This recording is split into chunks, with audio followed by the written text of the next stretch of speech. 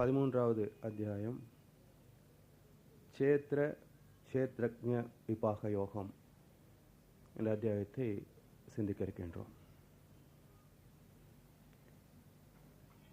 க்ஷேத்திரம் என்கிற போது இயக்க களம் என்று பொருள். க்ஷேத்ரஜ்ஞன் என்று சொல்கின்ற போது அந்த இயக்க களத்திலே இருந்து இயக்கிக் கொண்டிருக்கின்ற ஆற்றல் என்று பொருள். தொடர்ந்து இந்த கீதை நிகழ்ச்சியில் இறைநிலையை பற்றிய பல்வேறு பரிமாணங்கள், அதனுடைய சிறப்புகள், அந்த சிறப்புகளை கொண்டு அந்த இறையாற்றலே எப்படி தன்மாற்றம் அடைந்து பிரபஞ்சமாக கோடிக்கணக்கான சூரியன்களாக கிரகங்களாக இதில் இந்த பூமியிலே நுண் உயிர்களை தொடங்கி மனிதன் வரைக்கும் பல்வேறு ஜீவராசிகளாக வந்திருக்கிறது என்ற அடிப்படை கோட்பாட்டை பல கோணங்களிலே நாம் சிந்தித்துக் கொண்டிருக்கின்றோம். அந்த வகையிலே இந்த 13வது அத்தியாயத்தில் முதல் ஸ்லோகம் அர்ஜுனுடைய கேள்வியோடு தொடங்குகிறது. புருஷன், பிரகிருதி, க்ஷேத்திரம், க்ஷேத்ரஜ்ஞன், ஞானம், ஞேயம் ஆகிய இவைகளை அறிந்து கொள்ள விரும்புகிறேன்.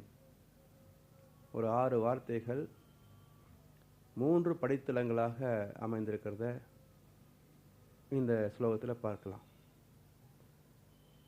முதல் படித்தளம் பார்த்தீங்கன்னா புருஷ பிரகிருதி. புருஷ என்பது ஆதி நிலையாக இருக்கக்கூடிய தெய்வ நிலை. பிரகிருதி என்பது இந்த பிரபஞ்சம், அந்த தெய்வத்தின் நிலையிலிருந்து தன்மாற்றம் அடைந்து இயங்கிக் கொண்டிருக்கின்ற இந்த பிரபஞ்சம். இது முதல் நிலை. தெய்வமே தன்மாற்றம் அடைந்த இந்த பிரபஞ்சம், இது முதல் நிலை, புருஷ பிரகிருதி. அடுத்த நிலை க்ஷேத்ரஜ்ஞன், க்ஷேத்திரம். இந்த பிரபஞ்சத்துக்கு உள்ளாக பிரபஞ்சம் க்ஷேத்திரம் சொல்லுகின்றோம். இந்த பிரபஞ்சத்துக்கு உள்ளாக க்ஷேத்ரஜ்ஞன் என்ற நிலையில அனைத்து பிரபஞ்ச இயக்கங்களுக்கு ஊடாக அறிவாக இருந்து அறிந்து கொண்டிருக்கின்ற, அறிவாக இருந்து அனைத்தையும் ஒரு இயக்க ஒழுங்கோடு நடத்தி கொண்டிருக்கின்ற அந்த இறைத்தன்மை க்ஷேத்ரஜ்ஞன். அப்போ ஆதி நிலையிலிருந்து பிரபஞ்சம் என்ற நிலையில அந்த பிரபஞ்சத்தை இயக்குகின்ற கர்த்தா என்ற நிலையில இரண்டாவது நிலை. மூன்றாவது நிலை ஞானம், ஞேயம். ஞேயம் என்ற வார்த்தைக்கு பொருள் அறிய வேண்டியது, அறியத்தக்கது என்பது. ஞானம் என்ற வார்த்தைக்கு பொருள் அப்படி அறிய வேண்டியதை அறிந்த நிலை ஞானம், அறிந்து தெளிந்த நிலை ஞானம். அப்போ 3 படித்தளங்களாக கேள்வி அமைந்திருக்கிறது. ஒன்று ஆதி நிலையாக இருக்கின்ற, சுத்த வெளியாக இருக்கின்ற தெய்வம், அந்த தெய்வத்தன்மையே பிரபஞ்சமாக மாறிய நிலை. பிரபஞ்சமாக மாறிய பிறகு அந்த பிரபஞ்சம் அதுக்குள்ளாக நடக்கின்ற இயக்கங்கள் க்ஷேத்ரஜ்ஞ. அந்த பிரபஞ்ச இயக்கங்களிலே ஜீவராசிகள் என்று வருகின்ற போது உணர்கின்ற ஆற்றல் வருகின்றதுனால அந்த உணர்கின்ற ஆற்றல் அறிவை கொண்டு ஜீவன்கள் வாழ்க்கை அனுபவங்களை தூய்க்கிறது. 5 அறிவு வரைக்கும் உள்ள ஜீவன்களை தாண்டி மனிதன் வருகின்ற போது மனிதன் இவை அனைத்தையுமே அறிய வேண்டிய நிலையிலே சிறப்பு மிக்கவனாகவும் தகுதியுடையவனாகவும் திறமையுடையவனாகவும் வளர்ந்திருக்கின்றான். அந்த மனிதன் இந்த பிரபஞ்ச இயக்க நீதிகளையும் அந்த இயக்க நீதிகளுக்கு ரகசியமாக உள்ளாக இருக்கின்ற இறை தத்துவத்தையும் அதை உணர்ந்து தன்னுடைய வாழ்க்கை வளங்களை மேன்மைப்படுத்திக் கொள்ள வகையிலையும் தன்னுடைய அறிவை அந்த மூல நிலையோடு லயமாக்கி இணைத்து அந்த நிலையிலிருந்து வாழ்க்கை நடத்த வேண்டிய மிகப்பெரிய பேரையும் நிர்குண பிரம்மம். அது வரைக்கும் உள்ள நிலைகள் எல்லாம் நியாயம் என்றும் ஞானம் என்றும் மூன்றாவது நிலையாக சொல்கிறார்கள். அப்போ ஆதி நிலை, பிரபஞ்ச நிலை, ஜீவன் நிலை, இந்த மூன்று நிலைகள் இந்த கேள்வியில வந்திருக்கிறது. இந்த மூன்று மிகப்பெரிய கேள்விகளுக்கு பதிலாக வருவதுதான் அடுத்து வரக்கூடிய ஸ்லோகங்கள்.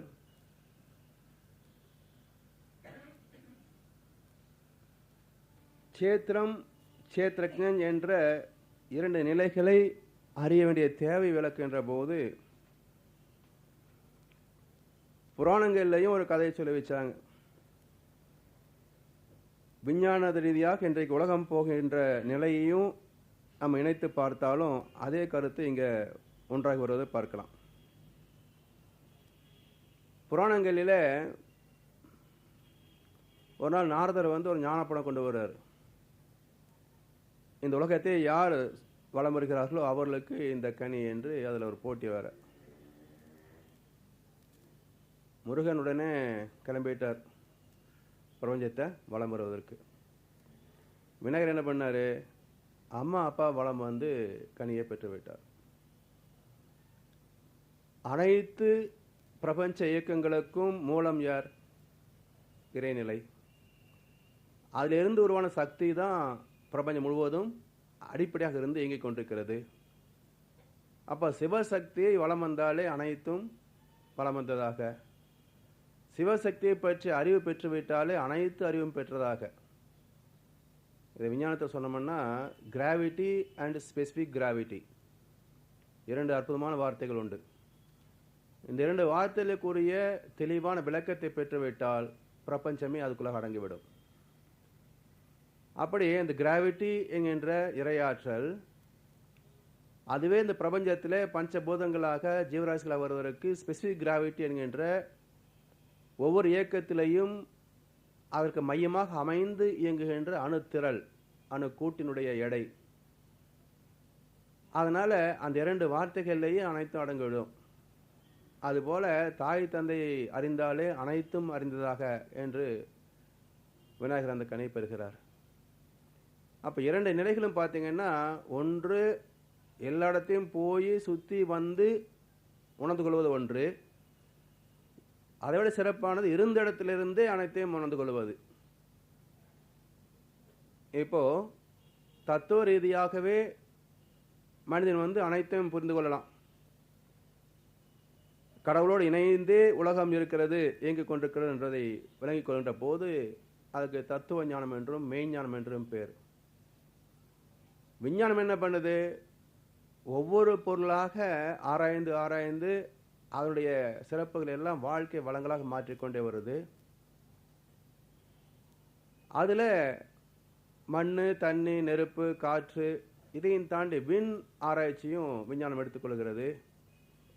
அந்த விண்ணுக்கு அடித்தளமாக இருக்கிறது எது என்ற ஆராய்ச்சி தொடர்கின்ற போது இப்ப இறை துகள், காட் பார்ட்டிகல் என்ற அளவு வரைக்கும் விஞ்ஞானம் வளர்ந்து நிற்கிறது.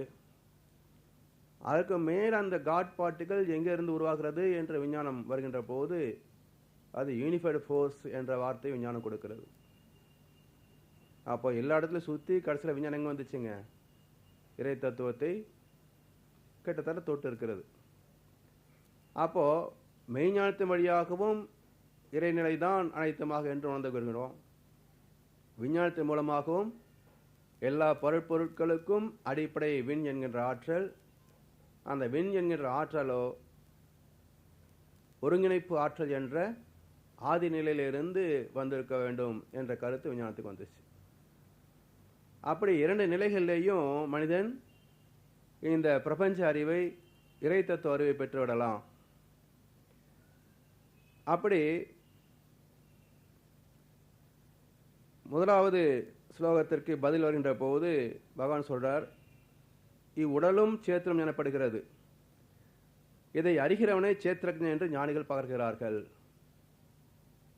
அப்ப எந்த இடத்திலெல்லாம் இயக்கம் என்று இருக்கிறதோ அந்த இயக்கத்திற்கு இயக்க களம் என்பது அமைந்தால்தான் அதுக்கு அர்த்தமுடையதாக இருக்கும். இயக்கத்திற்கு தேவையான ஆற்றலும் வளமும் இல்லை என்றால் இயக்க களம் உருவாகாது. பிரபஞ்ச களம் என்பது என்ன? இறைநிலையே தன்மாற்றம் அடைந்து தொகுலாகி விண்ணாகி விண்ணுடைய சேர்க்கை தானே பிரபஞ்சம் இல்லைங்களா? சக்தியும் சிவமும் சேர்ந்தது தானே பிரபஞ்சம். அப்போ அந்த ஆதி நிலையே தனக்குள்ள அடைகின்ற மாற்றங்களே பிரபஞ்சம், ஜீவன்கள். அதனால இந்த பிரபஞ்சத்துக்குள்ளாக இயங்கிக் கொண்டிருக்கின்ற ஒவ்வொரு தனித்தனி ஜீவனும் தனித்தனி இயக்கங்கள் எடுத்துக்கொண்டாலும் அதற்கு ஒரு இயக்க களம் என்று அமைந்திருக்கிறது. இப்போ பூமி 25,000 மைல் சுற்றவுடையது. அந்த பூமிக்குள்ளாக ஆற்றல் என்ற நிலையில, அறிவு என்ற நிலையில அந்த தெய்வமே தான் இருந்து இயங்கிக் கொண்டிருக்கிறது. இந்த பூமியிலே பல வகையான ஜீவராசிகள் இருக்கிறது. மனிதர்கள் வந்திருக்கின்றோம். ஒவ்வொரு மனிதனும் தனித்தனியாக செயல்படுகின்றோம். ஒட்டுமொத்த சமுதாயமும் இயங்கிக் கொண்டு தான் இருக்கிறது. அப்போ எந்த ஜீவனை எடுத்துக்கொண்டாலும் அதற்கென்று தனித்த உடல் அமைப்பும் அந்த உடலுக்கு உள்ளாக இயங்குகின்ற ஆற்றல், உயிர், அறிவு என்ற சிறப்புகளும் எல்லாம் இணைந்தே தான் செயல்படுகிறது. அதனால் எந்த ஒரு இயக்கத்தை எடுத்துக்கொண்டாலும் அதை சேத்திரம் என்ற வார்த்தை பொருந்தும். அந்த இயக்கத்தை நடத்துகின்ற உட்பொருள் ஆற்றலாகவும் அறிவாகவும் இருக்கின்ற தெய்வ நிலை, அது சேத்திரஜன் என்ற வார்த்தை பொருந்தும். அப்படி 2வது ஸ்லோகத்தில் வருகின்ற போது சேத்திரங்கள் அனைத்திலும் என்னை சேத்திரஜன் என்று அறிக. அந்த முதல் ஸ்லோகத்துடைய தொடர் 2வது ஸ்லோகத்தில் வருது. சேத்திரங்கள் அனைத்திலும் என்னை சேத்திரஜன் என்று அறிக. அனைத்து இயக்க நிலைகளிலேயும் இயக்கிக் கொண்டிருக்கின்ற சூத்திரதாரி நான் என்பதை தெரிந்து கொள்ள வேண்டும். சேத்திரம், சேத்திரஜனை பற்றிய அறிவே ஞானம் என்பது என் கொள்கை. அப்ப ஞானம் என்று எதை சொல்லுகின்றோம்? எதெல்லாம் இருக்கிறதோ அதை பற்றி அறிவை பெற்றுவிட்டால் அது ஞானம். அப்போ மனிதன் அந்த ஞானம் என்கின்ற அறிந்து கொள்கின்ற திறமை அதை பயன்படுத்துகின்ற போது முதல் எங்க தொடக்கம் வரும் அப்படின்னு பார்த்தீங்கன்னா, வாழ்க்கை தேவைகள் தான் முதல் துவக்கமே. அந்த வாழ்க்கை தேவை எங்க துவங்குதுன்னு பார்த்தாலும் உடல் தான் ஆரம்பம். அப்ப மனிதன் தன் உடலை முதல்ல பார்க்கிறான். உடலுக்குள்ளாக ஏற்படக்கூடிய பசி, தாக உணர்வுகளை பார்க்கிறான். அந்த உணர்வுகளை நிறைவு செய்வதற்கு பூமியில் உள்ள உணவு, நீர் என்ற வளங்களை பார்க்கின்றான். இப்படி தன்னுடைய வாழ்க்கை வளங்களுக்கு பாதுகாப்புக்கும் பராமரிப்புக்கும் இயற்கையில் உள்ள வளங்கள் எல்லாம் என்னெல்லாம் இருக்குது என்று ஆராய்ந்து கொண்டே போகிற போது பூமியில் உள்ள பல்வேறு வளங்களை வாழ்க்கை வளங்களாக மாற்றுகின்றான். அதோடு மட்டும் அறிவு நிற்கிறது இல்லை. இது அனைத்துக்கும் மூலமானது எது என்று அந்த நுண்ணி ஆராய்ச்சிக்கு போகின்ற போது அது விண் ஆராய்ச்சியாக போகிறது. அப்போ மனிதனுடைய அறிவு இந்த இடத்துல 2 நிலைகளாக பிரிக்கலாம். ஒன்று பருப்பொருள் ஆராய்ச்சி, இன்னொன்று மறைபொருள் ஆராய்ச்சி. பருப்பொருள் ஆராய்ச்சிக்கு கொஞ்சம் மகத்துவம் அதிகம். ஏன்னா உடம்பு தான் முதல்ல நிற்கிது. பசிக்கிற போது தியானம் பண்ண முடியுமா? தத்துவத்தை கேட்க முடியுமா? அதனால பருப்பொருளே வாழ்க்கையில பெரும் பங்கு வாழ்க்கையை எடுத்துக்கொள்கிறது. அதனால் மறைபொருள் என்பது கொஞ்சம் தேக்கம் அடைந்து நிற்கிறது. விஞ்ஞானம் வளர்ந்த வேகத்துக்கு மெய்ஞானம் வளராததுனால அந்த மறைபொருள் வளர்ச்சி தேக்கமடைந்ததனால் என்ன விலை வந்ததுன்னு பார்த்தீங்கன்னா, விஞ்ஞானத்தால் பெற்ற வாழ்க்கை வளங்கள் இன்பங்களை மாத்திரம் கொடுப்பதில்லை, துன்பங்களையும் சேர்த்தே கொடுக்கிறது. சில சமயங்களில் அளவுக்கு அதிகமாகவும் துன்பத்தை கொடுத்து விடுகிறது. அப்போ அந்த விஞ்ஞானத்துடைய பலனை துன்பம் இல்லாது இன்பத்தை மட்டுமே தக்க வைத்துக் கொள்ளக்கூடிய வகையில் அதை பயன்படுத்தி கொள்ள வேண்டும் என்றால் அதற்கு தேவை மெய்ஞானம், தத்துவ ஞானம் வேண்டும். அப்படி அந்த 2ஐயும் ஒரு மனிதன் சிறப்பாக பெற்றுவிட்டால் அதுதான் மனிதன் பெற வேண்டிய உச்சக்கட்ட ஞானம். இருமை வகை தெரிந்து ஈண்டு அறம் போன்றோர் பெருமை பெறங்கெற்று உலகு என்பார் வள்ளுவர். அப்ப அந்த அறிவின் சிறப்பு, ஞானத்தின் முழுமை என்பது பருப்பொருள் ஞானமும் பெற வேண்டும், மறைபொருள் ஞானமும் பெற வேண்டும். 2 நிலைகளிலேயும் உச்சத்தை தொட்டுவிட்டால் அதுதான் முழுமை பெற்ற ஞானம். அதுக்கு மேலே ஞானம் வளர்றதுக்கு இடம் இல்லைங்க. அதான் அனைத்தையும் அறிந்த சகுண பிரம்மம். அதிலிருந்து வேண்டுமா நினைக்கக்கூடிய நிர்குண பிரம்மத்துக்கும் போக முடியும். அப்படி அடுத்த ஸ்லோகத்தில்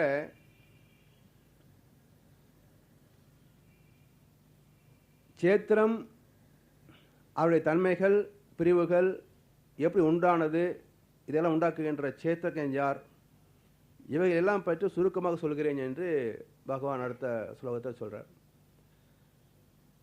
எப்படி உருவானது அப்படின்றது மிக முக்கியமானது.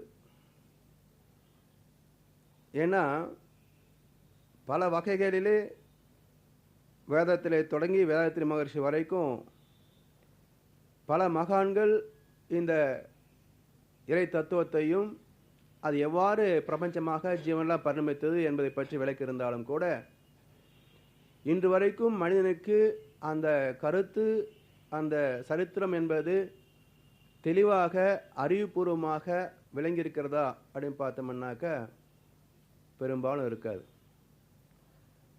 ஏன் அது சிரமமா அப்படின்னு பார்த்தாலும் சிரமமும் கிடையாது. ஐயத்தின் நீங்கி தெளிந்தார்க்கு வையத்து வானம் நனியதுடைத்து.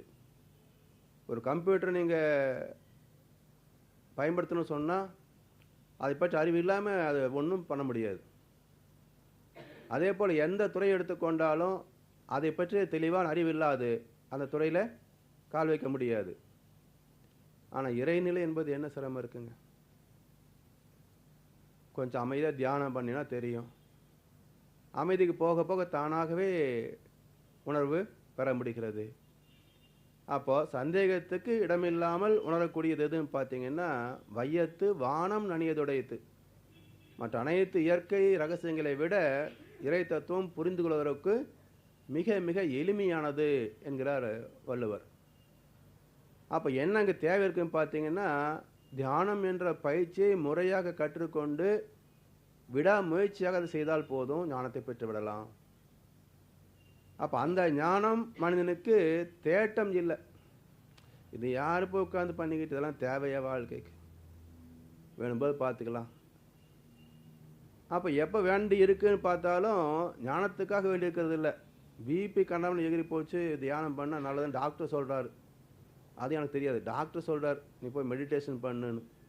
அதெல்லாம் வந்திருக்கிறேன், எனக்கு மெடிடேஷன் சொல்லிக் கொடுங்க. எப்போ பிபி சரியாக போகும்? அடுத்த கேள்வி. இப்படி தான் ஞானத்தை தேடுகிறோமே தவிர உண்மையான ஞானத்தை, இறை தத்துவத்தை தேடுவது என்பது ரொம்ப குறைவு மனிதனுடைய வாழ்க்கையில். அதனால் அந்த இறை தத்துவம் என்பது அறிவுக்கு மிக எளிமையாக எட்டக்கூடிய வகையிலே, புரிந்து கொள்ளக்கூடிய வகையில் இருந்தாலும் மனிதனுடைய மனம் என்பது அந்த பக்கத்தில் அவளை லேசில் திரும்பி பார்ப்பது இல்லை. 5-6 ஸ்லோகங்களிலே மகாபூதங்கள், அகங்காரம், புத்தி, மூல பிரகிருதி, இந்திரியங்கள் 10, மனம் 1, இந்திரியாத்திரங்கள் 5, விருப்பு, வெறுப்பு, இன்பம், துன்பம், உடல் அமைப்பு, உணர்வு, உறுத்தி, இங்கே நம் சேத்திரமும் அதன் தோற்றங்களும் சுருக்கமாக சொல்லப்படுகிறது. இப்போ என்னெல்லாம் இருக்குது பாருங்கள்.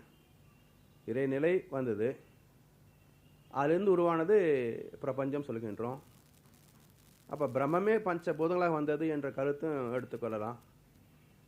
அப்போ அனைத்துமே பார்த்தீங்கன்னா ஒவ்வொரு சூரியனும் மிகப்பெரிய சைஸு, ஒவ்வொரு கோளும் நம்முடைய மனதினுடைய கணிப்புக்கு எட்டாத அளவிலே பெருசாக தான் இருக்குது.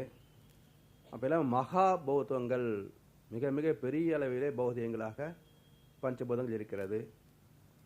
அந்த பஞ்சபூதத்துடைய சேர்க்கையினால் வந்த ஜீவன்கள் பூமியில் வாழ்ந்து கொண்டிருக்கிறது. இதில் அகங்காரம் என்கின்ற உணர்வு இருக்கிறது. ஜீவன்களுக்கு தான் என்கின்ற உணர்வு இருக்கிறது. அந்த உணர்வு எப்படி ஊடுருவி இருக்குதுன்னு பார்த்தீங்கன்னா, இப்போ இருட்டு இருக்குது, அமாவாசை இருட்டு வச்சுக்கங்களேன். நம்ம உடம்பும் தெரியாது, போட்டிருக்க சட்டையும் தெரியாது, எதில் இருக்கிற யாருன்றதும் தெரியாது. வெளிச்சமே இல்லைன்னு சொன்னால் எதுவுமே தெரியாது. அப்போது கும் இருட்டுக்குள்ளாக நம்ம இருக்கிறோம், எதுவுமே பார்வைக்கு எட்டவில்லை.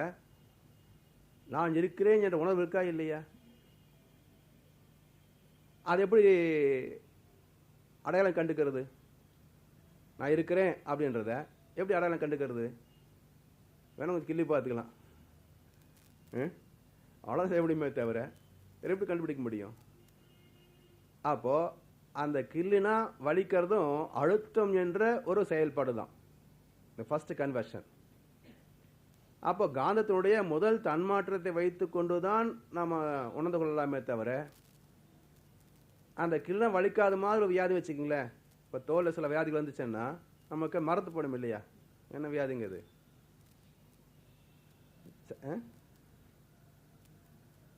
சேரகமாக ஏதோ ஒரு வியாதி சொல்லுவாங்களே, அது தோல் மறந்து போயிடும். நீங்கள் தொட்டாலும் கூட தோல் அந்த உணர்வு தெரியாது. அது உடம்பு பூரா ஆகிப்போச்சா எப்படி தெரியும்? கீழ்னாலும் வலிக்காது. டியூபர்குலோசிஸ் அது மாதிரி சம்திங் ஏதோ வரும் என்னம்மா, அப்போ கீழ்னாலும் வலிக்காது. அப்போ அந்த காந்தம் என்ற ஆற்றல் தன்மாற்றம் அடைந்தால்தான் உணர முடியும். அப்போ தன்மாற்றம் அடையாது காந்தம் இருக்கா இல்லையானா அப்போ இருக்கத்தானே செய்யுது. அப்போ எப்படி இருட்டுக்குள்ளாக நான் இருக்கிறேன் என்ற உணர்வு அடக்கம் பெற்ற நிலையிலே நுண்மையான நிலையில் இருக்கிறதோ, அதே போல ஒவ்வொரு இயக்கத்திற்குள்ளாகவும் அந்த சேத்திரஜன் என்று சொல்லக்கூடிய இறைவனுடைய அறிவு என்பது அடக்கம் பெற்று இருக்கிறது, இயங்கிக் கொண்டிருக்கிறது. அது அகங்காரம். அந்த அகங்காரத்தின் மூலமாக செய்கின்ற செயல்களிலே நல்லது கெட்டது தரம் பிரிக்கிறது புத்தி. இது அனைத்துக்கும் என்ன மூல பெருக்கருத்து இறைநிலை. அதில் இந்திரியங்கள் 10, கர்மேந்திரங்கள் 5, ஞானேந்திரங்கள் 5, மனம் 1. இப்போ இந்திரியங்கள் 10, மனம் 1. இந்திரியார்த்தங்கள் சொல்ற போது அந்த பஞ்ச இந்திரியங்களிலே ஞான இந்திரியங்களிலே பெறுகின்ற உணர்வுக்கு இந்திரியார்த்தம் என்று பேர், இந்திரியார்த்தம் என்று பேர். அப்போ மெய், வாய், கண், மூக்கு, செவி என்கின்ற 5 புலன்கள் வழியாக பெறக்கூடிய உணர்வுகளுக்கு இந்திரியார்த்தம். அந்த இந்திரியார்த்தம் வருகின்ற போது என்ன ஆகுது? அதுல மனம் தனக்கு பிடித்தது பிடிக்காது எடுத்துருது. அப்ப விருப்பு வெறுப்புகளுக்கு இந்திரியார்த்த சோகங்களே அடிப்படை. அதோட இந்திரியார்த்தங்களிலே வரக்கூடிய விளைவுகளிலே இன்பம் துன்பம் என்று 2 வந்துடுது. அப்ப இன்பம் துன்பம் என்று வருகிறது, அதை மையமாக வைத்து மனம் பிடித்தது பிடிக்காது என்று தரம் பிரிக்கிறது. விருப்பு வெறுப்பு இன்பம் துன்பம். அதே போல் உடல் ஆற்றல் உணர்வு அதுக்குள்ள என்ற உறுதிப்பாடு உடல் ரீதியாகவும் மன ரீதியாகும். அனைத்தும் பார்த்தீங்கன்னா இந்த சேத்திரத்தில் இறைநிலை என்கின்ற சேத்திரச்சனோடு இணைந்து நின்று ரெண்டையும் தனித்தனி பிரிக்க முடியாது. அறிவும் ஆற்றலும் தோற்றங்களும் இணைந்தே செயல்பட்டு கொண்டிருக்கிறது என்ற விளக்கத்தை அந்த சுலோகத்தில் கொடுக்குறாங்க.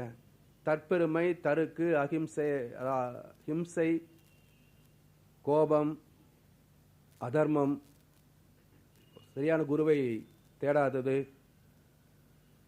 அழுக்காறு, முயற்சி இல்லாதது, ஆர்ப்பாட்டம், இதெல்லாம் தீய குணங்கள்.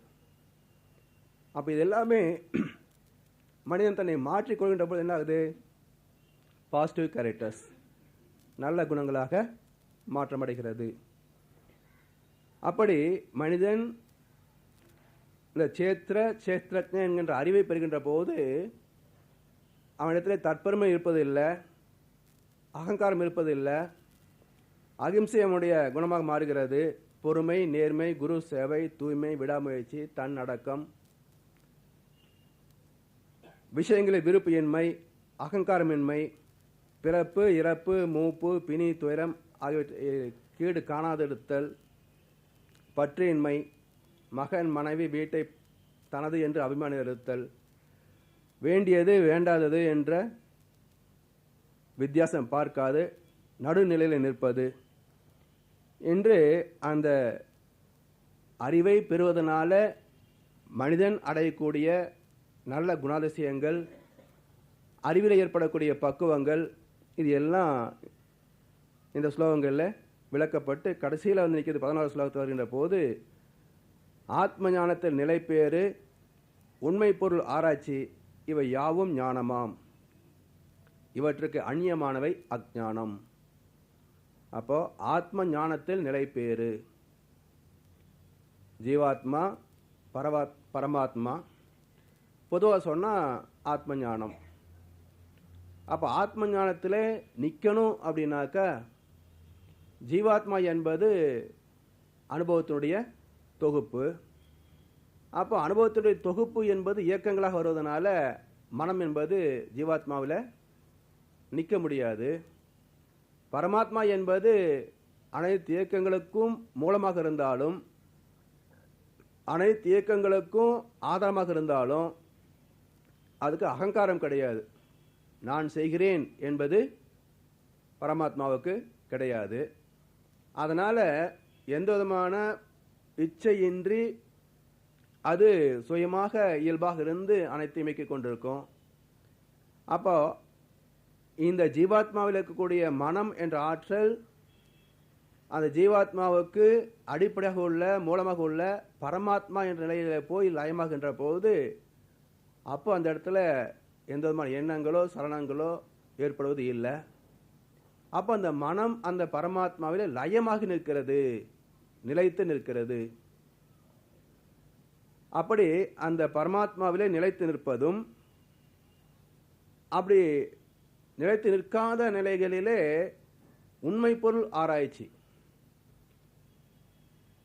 ஒன்றி புள்ளியாய் ஒடுங்கி நீ இரு, அன்றி விரிந்தில் ஆராய்ச்சியோடு இரு என்று மகர்ஷியுடைய கவியில் வரும்.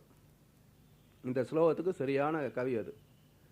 ஒன்றி புள்ளியாய் ஒடுங்கி நீ இரு, ஜீவாத்மாவாகவோ பரமாத்மாவாகவோ ஒன்றி அதோடு லயமாக நிற்கணும். அன்றி விரிந்திலில் ஆராய்ச்சியோடு இரு. இப்போ என்ன ஆராய்ச்சி? இயற்கை ரகசியங்களை பற்றி ஆராய்ச்சி. ஆனால் உண்மை பொருள் ஆராய்ச்சி தான் இரண்டாவது. அதுதான் தத்துவ விசாரம் என்றும் தத்துவ விளக்கம் என்றும் சொல்லப்படும். அறியத்தக்கது எது, எதை அறிந்து ஒருவன் சாகாத்தனம் எழுதுகிறான், அதை சொல்லுகிறேன். அதுக்குரிய விடை என்னன்னா, அது ஆதி இல்லாத பரபிரம்மம், உள்ளது இளது என்று எண்ண ஒண்ணாதது. அப்போ அந்த பரபிரம்மம் என்பது இருக்கு என்று காட்ட முடியாது, இல்லை என்று மறுக்கவும் முடியாது. அதுதான் ஆதி நிலை. அதுக்கு ஒரு ஆதி இல்லை. அப்போ ஆதி மூலமாக இருக்கின்ற அந்த இறைநிலையை தான் மனிதன் என்ற நிலையிலே அடைய வேண்டிய மிகப்பெரிய பேரு, மனிதன் புரிந்து கொள்ள வேண்டிய மிகப்பெரிய பிரம்ம ரகசியம் அதுதான். அகண்ட பரபிரம்மத்தை சமாதியில் மட்டும்தான் அறியலாகும். சமாதி என்பது என்ன? செத்ததுக்கு அப்புறம்ன்றது இல்லை அர்த்தம். சமம் ஆதி சமாதி. அப்போ ஆதிக்கு சமமாக எப்படி மாற முடியும் என்றால் மனதால் தான் முடியும். அது ஏன் மனதால் முடியும்னா, மன இயக்கம் என்பது 1 to 40 cycles per second. அப்போ மன வேகம் 20க்கு மேலே செயல்படுகின்ற போது உணர்ச்சி வயப்பட்ட நிலை, 20க்கு கீழே இறங்குகிற பொழுது அது உணர்வு நிலை, அதுக்கு கீழே வருகின்ற போது அமைதி நிலைக்கு வந்துவிடும். ஆல்ஃபா ஃப்ரீக்வன்சி 13க்கு கீழே 8 வரைக்கும். அதுக்கும் கீழே மனம் இறங்குகின்ற போது 7 அலைச்சொல்லுக்கும் கீழே இறங்குகின்ற போது அந்த மனம் தீட்டா டெல்டா என்ற 2 நிலைகளிலே இறங்குகின்ற போது அந்த மனமே தன் மூலத்தோடு லயமாகிறது. அப்போ மனதை கொண்டுதான் அறிவாக இருக்கின்ற தெய்வத்தை அறிய முடியுமே தவிர மனம் இல்லாத தெய்வத்தை அறிய முடியாது. அதனால மனிதன் மனம் என்ற இயக்கத்தை வைத்து தான் வாழ்க்கையை நடத்தி கொண்டிருக்கின்றோம். அந்த மனம் என்ற இயக்க வேகத்தை கழித்து விட்டால் இருப்பு அறிவாக இருப்பது தெரியலாம். அதனால அகண்ட பரபிரம்மத்தை எப்படி இந்த ஆதி இருக்கின்ற பேரறிவாக இருக்கின்ற தெய்வம் பூஜ்யமாக இருக்கிறதோ அதே அலை வேகத்திற்கு மனிதனுடைய மனம் இறங்கினா போதும், இது தானாகவே அதில் லயமாகி அறிந்து விடலாம். அப்படி அந்த சமாதி நிலையில் மட்டும்தான் அதை அறியலாகும். அப்படி மனம் ஒடுங்கி அந்த சமாதி நிலைக்கு போகிற போது என்ன இருக்கும், என்ன தெரிய முடியும் அப்படின்னு பார்த்தீங்கன்னா, இடத்துல ஜீவன் ஜகத் இவைகளை பற்றிய ஆராய்ச்சி, ஞானம் அஜ்ஞானம் என்ற விவாதம் எல்லாம் அற்று போய்விடுகிறது. ஏன் விவாதம் வர்றது இல்லைன்னா, இப்போ நல்ல துரியாதீத நிலையில் இருக்கிற வச்சுக்கோங்க, ஒன்று கேள்வியே வராது, எண்ணமும் வராது. அப்போ அந்த நிலையில அந்த தெய்வத்துடைய அழுத்தம் என்ற உணர்வு மட்டுமே உணர முடியும். தவத்தை முடிக்கிற போதும் அதே அனுபவம் தான் நமக்கு கிடைக்கும். அப்படி அல்லாது ஏதோ ஒரு கேள்வி வருதுன்னு வச்சுக்கோங்க, இயற்கை பற்றியோ வாழ்க்கை பற்றிய கேள்வி வருதுன்னு வச்சுக்கோங்க, அந்த கேள்விக்குரிய பதில் அகக்காட்சியாக தெரியும். இறை துகள் எப்படி உருவாகுதுன்னு கேள்வி வந்துச்சுன்னா, அந்த இறைநிலை எப்படி துகளாக மாறுகிறதோ அந்த இயக்கமே எப்படி இந்த கிரிக்கெட் மேட்ச்சில் பிளேபேக் போட்டு காட்டுறான் பாருங்க, ஸ்டில் பண்ணி, அது மாதிரி அந்த இறைநிலையிலிருந்து எப்படி துகளாச்சுன்றத அதே நிலையிலிருந்து அகக்காட்சியாகவே காட்டும்.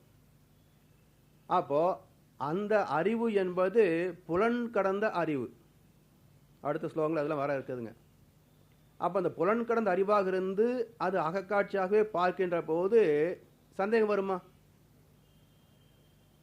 சந்தேகம் எப்போ வரும்? தெரியாத ஒன்றை நம்ம மொழி வழக்காக கலந்து கொள்கின்ற பொழுது தான் தெரிந்தவர்கள் அவங்க மொழி வழியாக விளக்குவதற்கு முயற்சி செய்வாங்க, தெரியாதவர்கள் மொழி வழியாக புரிந்து கொள்வதற்கு முயற்சி செய்வாங்க. அப்போ அவர்கள் பயன்படுத்தக்கூடிய வார்த்தை, இவங்க புரிந்து கொள்ளக்கூடிய பொருள் வித்தியாசப்படலாம். எப்படி நம்ம இதுவரைக்கும் பார்த்த பல வார்த்தைகளுக்கு நமக்கு தப்பு அர்த்தம் சொல்லி வச்சாங்களோ அதுபோல் குழப்பம் வருவதற்கு வாய்ப்பு இருக்கும். ஆனால் அகக்காட்சி என்கின்ற நிலையில் பார்த்து விட்டோம்னா மொழி அங்கே தேவையா? தேவையில்லை. அப்போது அகக்காட்சியாக பார்க்கின்ற போது விளக்கம் என்பது நமக்கு இயல்பாகவே நடந்து விடுகிறது. அப்போ மொழி என்ற ஊடகம் அதுக்கு தேவையில்லை. ஸ்வரூபத்தை தவிர வேறொன்றும் அங்கே இல்லை. அது எப்படின்றதுக்கு ஓமானம் சொல்கிறாரு ராமகிருஷ்ண பரமஹம்சர்.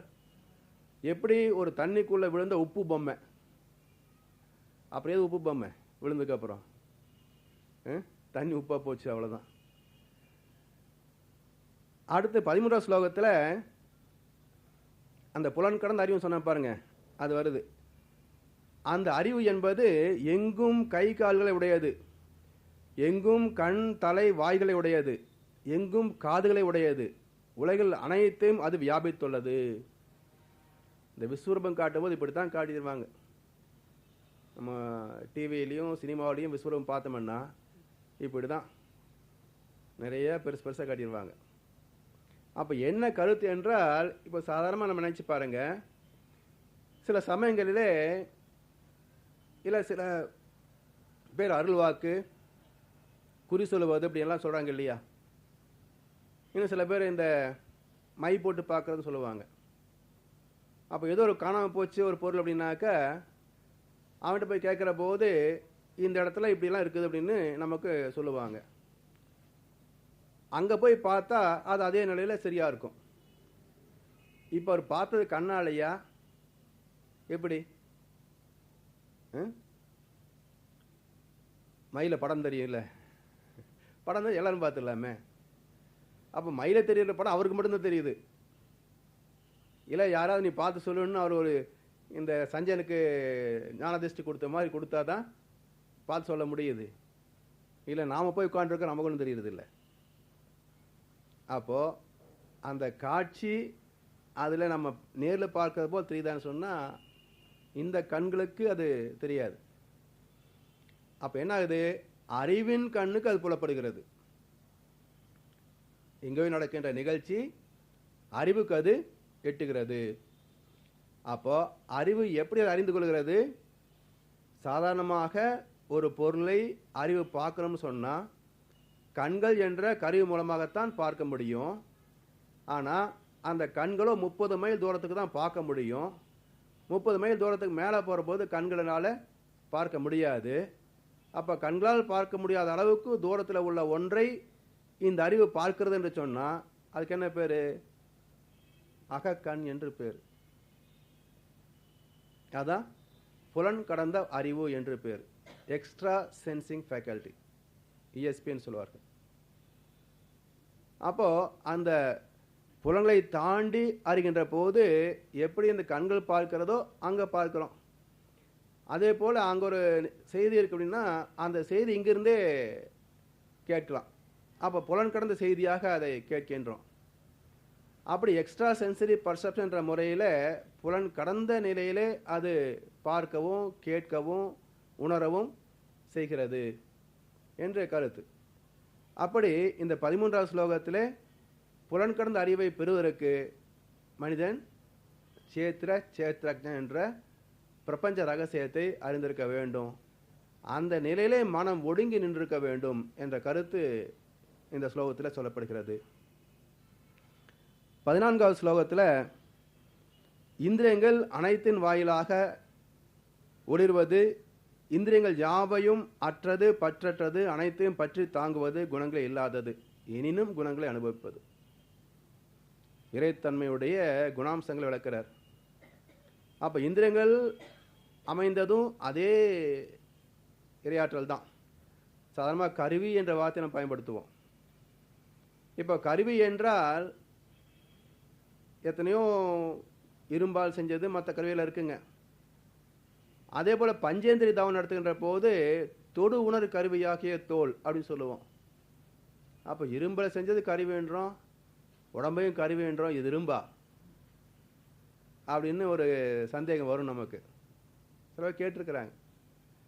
அப்போது கருவி என்பது கரு விரிந்த நிலை கருவி. கரு என்பது இறையாற்றல். அதுவே மலர்ச்சி பெற்று விரிந்த நிலையில் உடலிலே புலன்களாகவும் பௌதிக பொருட்களிலே கருவிகளாகவும் அமைகிறது. அப்போ வார்த்தை நம்ம பயன்படுத்துகின்ற விதம் கொஞ்சம் மாறுபடுதே தவிர அடிப்படை கரு என்பது ஒன்று தான். அப்படி இந்திரியங்களாகவும் இந்திரியங்கள் மூலமாக அனுபவிக்கின்ற உணர்வுகளாகவும் இருக்கிறது அதே இறையாற்றலே. பொருள்களுக்கு புறமும் உள்ளும் உள்ளது. அது அசையாதது, அசைவது, உண்மையானதானதால் அறிய வறியது, எட்டவும் கிட்டவும் இருப்பது அது. கடவுள் எங்கே இருக்குன்னா திருப்பதியில் இருக்கு, பாலியில் இருக்குது, அதுவும் கடவுள் தான். உள்ளே இருக்குது, அதுவும் கடவுள் தான். அப்போ அங்கு இங்கு எனாதபடி எங்கும் நேர்ந்திருக்கின்ற பேராற்றல் தெய்வம். அப்போ எங்கும் நேர்ந்திருக்கின்ற பொழுது அது பக்கத்திலும் இருக்குது, அங்கேயும் இருக்குது. அப்போ எந்த உருவத்தை எடுத்துக்கொண்டாலும் எந்த இயக்கத்தை எடுத்துக்கொண்டாலும் அது இறைவனுடைய இயக்கங்களே தானே. அப்போ அந்த அறிவு பெறுகின்ற போது இறைவன் எங்கும் இருக்கின்றான் என்ற கருத்து நமக்கு தெளிவாகும். அதனால் அது எட்டவும் இருக்கிறது, கிட்டவும் இருக்கிறது என்ற கருத்தை சொன்னாங்க. அடுத்து 16 ஸ்லோகத்தில் அந்த இறைநிலை என்பது மகரிஷி பூரணம் என்ற வார்த்தை போடுவார், வற்றா இருப்பு என்ற வார்த்தையும் சொல்லுவார். இங்கே சொல்றாரு அது பிளவுபடாதது என்ற வார்த்தை போடுறாங்க.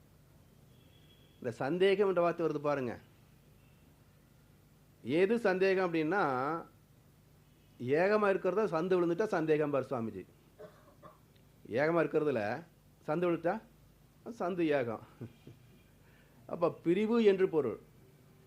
இப்போ கணவன் மனைவிக்குள்ளே சந்தேகம் வந்துட்டுன்னா எப்படி இருக்கும்? அந்யோன்யம் கொஞ்சம் கெட்டுதான் இருக்கும். அது மாதிரி எங்கெல்லாம் சந்தேகம் வருதோ அது ரெண்டாக்கிறோம் இல்லைங்களா? அப்படி தன்னைத்தானே நம்பாதது சந்தேகம். அதுக்கு சந்தர்ப்பம் சூழ்நிலை தாய் தந்தையாகும். அதுபோல எங்கும் பிளவுபடாது இருக்கிறது ஏகம். பிளவுபட்டுவிட்டால் அது சந்தேகமாயிடும். அதனால் அது பிளவுபடாதது பொருட்களில் பிளவுபட்டது போல் இருக்கிறது. பொருளை தாங்குவதும் விழுங்குவதும் தோற்றுவிப்பதும் அது என்று அறிக. இப்போ நம்ம ஒவ்வொருத்தரும் தனித்து இருக்கிற மாதிரி தான் நினைக்கிறோம் இல்லைங்களா? ஆனால் ஒவ்வொரு ஜீவனும் எப்படி இருக்கிறது அப்படின்றத விஞ்ஞானபூர்வமாகவும் தத்துவார்த்தமாக பார்த்தோம் அப்படின்னாக்க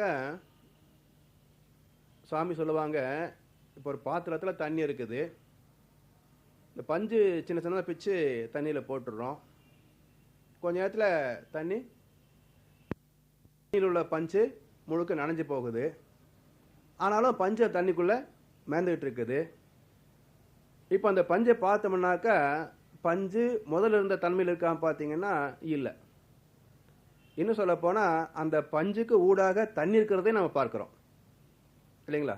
இப்போ என்ன சொல்லுவோம்? தண்ணிக்குள்ளே பஞ்சு மேய்ந்துட்டு இருக்குன்னு சொல்லுவோம். அப்போ போட்டபோது தண்ணிக்கு மேலே மேய்ந்துட்டு இருந்தது, அதுவாக மாறின பிறகு அதுக்குள்ளேயே மேய்ந்துட்டு இருக்குது. அதுபோல இந்த பிரபஞ்சத்துக்குள்ளாக நாம் எல்லோருமே மேய்ந்து கொண்டிருக்கிறோம். அப்போ இந்த பிரபஞ்ச காந்தக்களம் என்பது ஒரே தன்மையாக இருக்கிறது. சாமிஜி அருமையாக ஒரு கவிதை சொல்றாங்க, பேரியக்க மண்டலம் பெரிதுதான், அவ்வளோ பெருசுதுங்க, என்றாலும் ஓர் இயக்கமாக உந்தன் உடலாய் அதை காண்கின்றேன். சீர் இயக்கங்கள் எல்லாம் சிந்திக்க பெரும் வியப்பு. யார் இயக்க வல்லாரே உனையன்றி பேரண்டத்தை. அதனால அந்த சீர் இயக்கங்கள் எல்லாம் ஒரே இயக்கமாகத்தான் நடந்து கொண்டிருக்கிறது. அப்ப மனிதன் பின்னப்பட்ட நிலையில உணர்வுக்கு காரணம் அவன் மாயையில சிக்கியிருப்பது தான், மனம் என்ற அகங்காரத்தில் சிக்கி நிற்கிறது தான். மனதை கழித்து விட்டால், அகங்காரத்தை நீக்கிவிட்டால், மாயை திரை விழுந்து வச்சுன்னு வச்சுக்கோங்க, உண்மை வெளிச்சத்துக்கு வந்துடும். ஒவ்வொரு கோளுடைய மையமும் இன்னொரு கோடு இணைந்திருக்கிறது. ஒவ்வொரு மனிதனுடைய ஆன்மாவும் எல்லா ஆன்மாவோடு இணைந்து தான் இருக்கிறது. அதனால தான் சில சமயங்களில் மற்றவங்க நினைக்கிறது நமக்கு முதல்ல தெரிஞ்சுதா இல்லையா? சில சமயங்கள் ஏதாவது நமக்கு தேவை நினைப்போம், ஒருத்தர் கரெக்டாக கொண்டு வந்து உங்களுக்கு வேணுமா பாருங்க அம்பார் இல்லைங்களா? இது போல் அனுபவங்களே கிடைக்குது இல்லையா? அப்போது நம்முடைய உணர்வு இன்னொரு இடத்துல வெளிப்படுதுன்னு சொன்னாக்கா, அப்போ இங்கேயும் அங்கே ஏதோ கனெக்ஷன் இருந்தால் தானே வெளிப்படுத்த முடியும். அப்போது எது அங்கே கனெக்ட் பண்ணி வச்சுருக்குங்க? ஒயரெல்லாம் கிடையாது. அப்போ ஜீவகாந்த களமே நம்மை இணைத்து வைத்திருக்கிறது. அதனால் ஒவ்வொரு ஜீவனும் அந்த மாயை என்ற நிலையில் தன்னை தனிமைப்படுத்தி பார்க்கிறதே தவிர, சத்திய நிலையில் உண்மை நிலையில் வந்து பார்த்தேன்னு சொன்னாக்கா எதுவுமே தனியாக கிடையாது. அடுத்த ஸ்லோகத்தில் அந்த தெய்வ நிலை என்பது ஒளிக்கெல்லாம் ஒளியாகிய அது இருளுக்கு அப்பாற்பட்டது. அறிவும் அறியப்படும் பொருளும் அறிவினால் அடையப்படுவதும் அது எல்லாருடைய உள்ளத்திலும் நிலைத்திருக்கிறது. அப்போ என்னை அவனே தான் அறிவான். அறிவு, அறிகின்ற பொருள், அறிகின்ற செயல், அறிந்த தெளிவு எல்லாம் வேற வேறையாக பாருங்க, எல்லாம் அறிவு தான். அப்போ தனக்குள்ளா இருக்கிறதை தானே அறிந்து கொள்கிறது. அப்போ அந்த அறிவு பெற்றுவிட்டால் தனக்குள்ள உள்ள பேதங்களை அது பார்க்காது. இப்போ யாரோ ஒருத்தர் நம்ம கிள்ளிட்டா வச்சுக்கலாம், திருப்பி கிள்ளுவோம், அடித்தா திருப்பி நான் சாத்திடுவோம். இப்போ சாப்பிட்டுட்டு இருக்கோம், நறுக்குன்னு ஒரு கடி, எதை? நாக்கத்தான். இப்போ ஓங்கி குத்துடுவோமா, ஏன்டா கடிச்ச அப்படின்னு சொல்லி நான் பல்லு நம்மளுது, நாக்கு நம்மளுது, என்ன பண்ணுறது? அப்போ வேறு யாரும் கிள்ளினாலே நம்ம கோபம் வந்துடுது, அடிச்சிடுறோம். ஆனால் நம்முடைய பல்லு நம்முடைய நாக்கை நல்லா நறுக்குன்னு தான் கடிச்சது. அந்த புண்ணு 4 நாளைக்கு வலிக்க தான் செய்யுது, ஆனாலும் பல்ல நம்ம அடிக்கலை. அதுபோல் இந்த பிரபஞ்சமே ஒன்று தான் அப்படின்னு அந்த பிரம்மஞானம் வருகின்ற போது ஏதோ ஒன்று நடக்குது, ஏதோ ஒன்று சரியில்லை. இப்போ யார் யாரை போய் வற்புறுத்துறது, துன்புறுத்துறதுங்க? அதனால தான் அந்த நிலை அப்படின்றத பின்னப்பட்டால் அது பிரச்சனைக்கு உருவாகும். ஏகமும் சர்வமும் ஒன்றேதான் என்ற உணர்வு அனுபவம் பெற்றுவிட்டால் அங்கே பேதங்கள் வராது. பொதுவாக மனிதர்கள் எத்தனையோ வழிகள் வச்சிருக்கிறோம், எல்லாருக்கும் தெரியும். ஆனால் ராமகிருஷ்ணன் அருமையான ஒரு வாக்கியத்தை சொல்றார். இந்த சத்திய வாக்கை நீங்கள் எங்கே வேணாலும் ஒப்பிட்டு பார்க்கலாம், யார் கூட வேணாலும் ஒப்பிட்டு பார்க்கலாம். அப்படி ஒப்பிட்டு பார்த்தால் உண்மை என்னன்னு நாமளே தெரிந்தும் கொள்ளலாம். அவர் சொல்றாரு, தன்னுள்ளே ஈஸ்வரனை காணாதவன் தனக்கு வெளியேயும் அவனை காண மாட்டான். ஒரு வாக்கியத்தில் எல்லாம் அடங்கி போயிடும். தன்னுள்ளே ஈஸ்வரனை காணாதவன் தனக்கு வெளியே எங்கேயும் பார்க்க மாட்டான். அப்போ தேடுற வேலை என்ன வேலை நீங்களே புரிஞ்சுக்கணும். சேத்திரமும் ஞானமும் நியாயமும் இங்கே சுருக்கமாக சொல்லப்பட்டன. இப்போ இந்த 18 ஸ்லோகங்களிலே சொல்லப்பட்ட கருத்துக்கள் எல்லாம் ஓரளவுக்கு என்ன இருக்குன்றத விளக்கம் சொல்றாங்க. இதை அணுவாக அறிவதற்கு தகுதி வருது. இந்த விளக்கத்தெல்லாம் பெறுகின்ற போது இதை நாம் பெற முடியும் என்ற ஒரு நம்பிக்கையும், அதை பெறுவதற்கேற்ற வழிவகைகள் என்று கிடைக்கின்ற போது அதன் வழியாக அடைய முடியும் என்ற அனுபவம் கிடைக்கும். அப்போ இந்த விளக்கத்தை பெறுவதனால் ஒரு பக்தன் இறைவன் அடையக்கூடிய தகுதியை பெறுகின்றான். அப்போ தத்துவ விளக்கங்கள் தத்துவ ஞானம் பெறுவதற்கு துணை செய்கின்றது. அப்போ அந்த ஈஸ்வர தன்மையை அறிகின்ற போது மனிதனுடைய நிலை என்னன்றத ராமகிருஷ்ணர் இன்னொரு கவியை சொல்றாரு ஒரு இடத்துல. ஈஸ்வரனை கண்டவனே ஞானி, அப்படி கண்டவன் அப்போது குழந்தையின் சுபாவம் உடையவனாகிறான். குழந்தைக்கு என்ன சுபாவம்? எந்த குழந்தையை வச்சுக்கிறது? இப்போ 3 வயசு குழந்தைவா, 10 வயசு குழந்தைவா, இல்லை 3 வயசு கீழே உள்ள குழந்தைவா? அங்கதான் குழந்தையும் தெய்வமும் ஒன்று என்ற நிலை. தனக்கு என்று சுயமாக அனுபவங்கள் இருக்காது, வெறுப்புகள் இருக்காது, உணர்வுகள் அவளுக்காக அது நினைவுபடுத்திக் கொள்ள முடியாது. ஏன்னா மூளை என்பது அங்கே கட்டி முடிக்கப்படவில்லை. அப்போ குழந்தை அறிவு மூளையுடைய வளர்ச்சி இல்லாததுனால அது உணரல. ஆனால் ஞானி என்பவர் மூளையும் தெளிவாக தான் இருக்குது. இன்னும் சொல்லப்போனால் உலகத்தில் உள்ள மற்ற எல்லா விஞ்ஞானிகளையும் விட தெளிவாக இருக்குது. அந்த தெளிந்த நிலையிலே அவருடைய மனோபாவம் என்பது குழந்தையை போல பற்று அற்று நிற்கிறது. அப்போ குழந்தை மாதிரி இருப்பது விசேஷம் இல்லை. வளர்ந்த மனிதன் குழந்தையை போன்ற பக்குவத்தை பெறுவதுதான் மிக முக்கியமான விசேஷம். அதுதான் ஞானம்.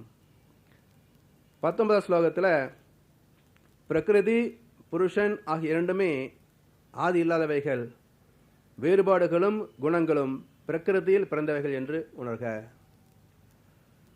இப்போ பிரகிருதி என்பது பிரபஞ்சம். இந்த பிரபஞ்சம் என்பது எங்கேருந்து வந்ததுன்னு பார்த்தீங்கன்னா புருஷ அறிவிலிருந்து தெய்வ நிலையிலிருந்து வந்தது. அப்போ தெய்வ நிலையும் பிரபஞ்சம் சேர்ந்த நிலை அதான் சேத்திரம், இரண்டாவது நிலை. அப்போ இந்த இரண்டாவது நிலையிலேயும் பேதங்கள் இருக்கான்னு பார்த்தீங்கன்னா அது பஞ்சபூதங்கள்லையும் பேதம் கிடையாது. அப்போ வேறுபாடுகளுக்கு குணங்களுக்கு பிறக்கிறதில் பிறந்தவைகள் என்று உணர்க. அப்போ பிறப்பு என்பது என்ன வருதுங்க?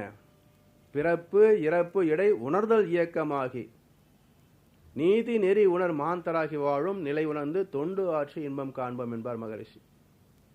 அப்போ பிறத்தல் இறத்தல் என்பது ஜீவன்களிலே தான் சிறப்பாக சொல்லப்படுகிறது. அப்போ பிறந்ததுனால பிரித்தும் பார்க்கிறது. பிறப்பே பிரிவினை தான். தாயோட கர்ப்பத்தில் இருக்கிற வரைக்கும் பிறப்புன்னு சொல்லுவோம், அது கர்ப்பம். அப்போ பிறந்தாலே பிரிவினை வந்துருச்சு. தாய் வேறு சேய் வேறு. அப்படி வந்த பிரிவினை போகிற வரைக்கும் போகிறதில்லை, போகும்போது இருக்கிறது இல்லை. ஏன்னா அங்கே பார்க்குற மனசு இல்லையே. அதனால் அந்த வேறுபாடுகளும் எல்லாமே குணங்கள் எல்லாமே பிறந்த ஜீவன்களிலே தான் அது காரணமாகிறது. அதாவது உடலுக்கும் இந்திரியங்களுக்கும் காரணம் பிரகிருதி. உடலுக்கும் இந்திரியங்களுக்கும் காரணம் பிரகிருதி. இன்ப துன்பங்களை அனுபவிப்பதற்கு காரணம் ஜீவன். உடம்பு ஏன் வந்தது? நேரடியாக இறைவனிடத்திலிருந்து உடம்பு வந்ததா அப்படின்னு பார்த்தீங்கன்னா வர முடியல. அப்போ இறைவனிடத்திலிருந்து எது வந்தது அப்படின்னு பார்த்தீங்கன்னா சத்தியங்கிற விண் தான் வெளிப்பட்டது.